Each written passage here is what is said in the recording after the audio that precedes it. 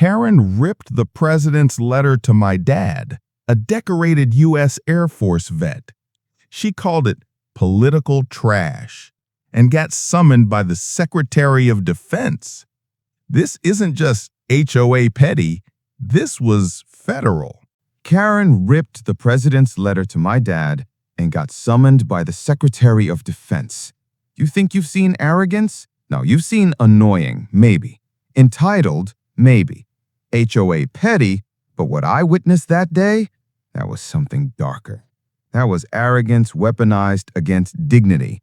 My name is Lana Thompson. I'm 33, national security journalist, raised by a man who wore his values like he wore his uniform, clean, pressed, and impossible to miss.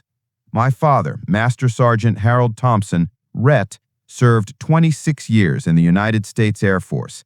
He built radar systems, trained recruits, survived 2 deployments in hostile zones, and came home with more pins than bones that hadn't been fractured. He's quiet now, slower, but every breath that man takes is earned. So when the President of the United States sent him a handwritten letter honoring his service, acknowledging the community center now named after him, and offering a direct thank you, it was no small thing. He read it every morning, kept it framed on the porch under glass like a flag. And then Karen came. Karen Elliott, head of our HOA, self-appointed gatekeeper of decorum, a woman who once cited a neighbor for overly festive wind chimes. She called our porch too military, said the flag we hung up looked confrontational. We ignored her until the incident. It was Sunday, light breeze. Dad was sitting on the porch, dog at his feet, sipping iced tea. I had just arrived with coffee and muffins, our usual. The framed presidential letter sat on the table next to him, angled toward the sun. That's when Karen stormed up. Not a knock, not a hello. She marched. "This needs to come down immediately," she snapped, pointing at the frame. "What?" I asked. "That letter. It's political signage. This is a residential community. You can't just flaunt politics like this." I stared, blinked. "That's a thank you letter from the president." Karen scoffed. "Same thing. It's from Washington. It's polarizing." I barely had time to react before she grabbed the frame. Dad jolted. "Please don't," he said. And then she opened it, tore the letter, Half ripped it right down the center like it was junk mail. My knees nearly buckled. Dad didn't speak. He just sat there, staring at the torn paper like his entire career had just been spit on. The man who saluted under rocket fire was now being humiliated on his own porch. Karen muttered, "You're welcome," dropped the pieces, and walked off.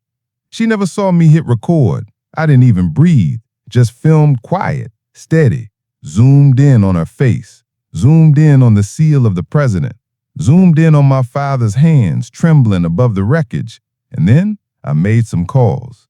One of them was to my former editor at the Washington Post. Another was to a contact at the Pentagon. I posted the video online with the caption, "HOA leader rips presidential combination from decorated veteran, calls it political trash." It exploded. Veterans groups reposted it. So did 4 senators. Gold Star families lit up the comments. CNN, MSNBC, Fox, all of them called. Within 24 hours, it had over 12 million views. But it didn't stop there, because on Monday morning, a black SUV pulled up outside Karen's house. 2 men in suits, not local law, not HOA enforcers. These were federal. They handed her a summon from the Department of Defense. Apparently, what she destroyed wasn't just any letter.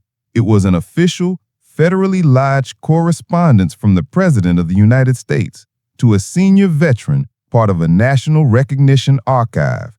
Tampering with it, classified under Title 18. Karen tried to play the "I didn't know" card, but it didn't matter.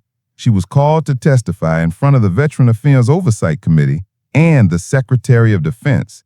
He personally requested her presence, told reporters, "If you desecrate the symbols that honor our service members, you answer for it, no matter who you think you are." Karen was escorted into the hearing in Dorsey that month. No press was allowed inside. But we know what happened because when she came back, she resigned from the HOA, sold a house, and moved 3 states away. But we weren't done. The original letter we sent, the torn pieces to the Library of Congress, along with the footage and a copy of the full story.